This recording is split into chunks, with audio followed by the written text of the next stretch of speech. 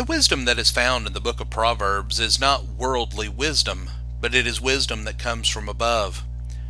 Solomon explains that wisdom is timeless. It existed before, during, and after the time of the creation. And Solomon in the book of Proverbs explains why this is so important.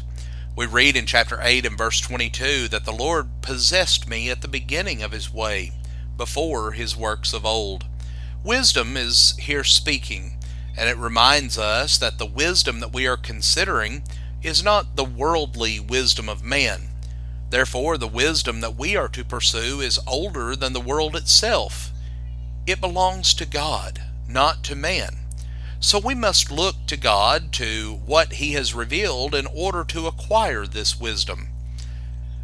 In chapter 8 and verse 23, Solomon says, "From everlasting I was established, from the beginning, from the earliest times of the earth." There are three periods of time that are mentioned in this verse. First, there is the time before creation, from everlasting. Second, there is the time of the creation, from the beginning. And finally, there is the time in which man has inhabited the earth, from the earliest times of the earth, which has been since the sixth day at the end of the creation week, right before God completed his work and rested on the seventh day in Genesis 1, verse 26 through Genesis 2 and verse 2. This means that divine wisdom predates any human society or culture. And man often takes pride in how the culture in which he is a part has grown and progressed throughout generations, gaining collective wisdom along the way. Well, much of this wisdom, though, is worldly wisdom. Godly wisdom came before all of this, and so it is independent of human reasoning. Therefore, what may be considered common sense or some enlightened realization by a particular society, even our modern society, is not necessarily true or wise. True wisdom existed before creation, existed during the creation, and from the beginning of man. And we see in the following verses how Solomon expands upon these time periods. In chapter 8, verses 24 through 25, Solomon says, "Before the mountains, before the hills, while he had not yet made the earth, nor the first dust of the world."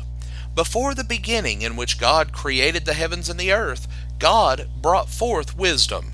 This wisdom that appeals to us to listen to it. It is older than time itself. Therefore, we should not expect this wisdom to change with time.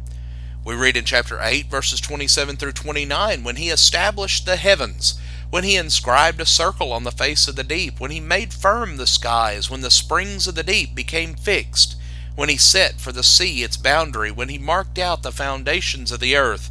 Wisdom existed with God prior to creation, and then it was used by God in creating the heavens and the earth. These verses describe that work of creation.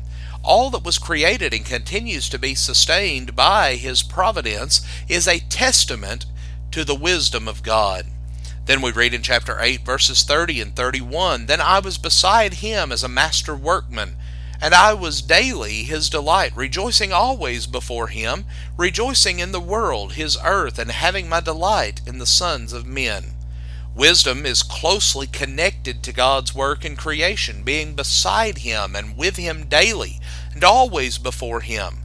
This suggests that for us to possess true wisdom, we must acknowledge God as the Creator.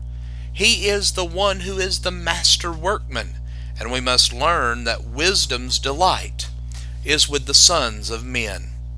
We also read from that point, "Now therefore, O sons, listen to me, for blessed are they who keep my ways. Heed instruction and be wise, and do not neglect it. Blessed is the man who listens to me, watching me daily at my gates, waiting at my doorposts. For he who finds me finds life and obtains favor from the Lord. But he who sins against me injures himself, and all those who hate me love death." Friends, there are certainly many benefits to following wisdom, but there are also negative consequences for rejecting it.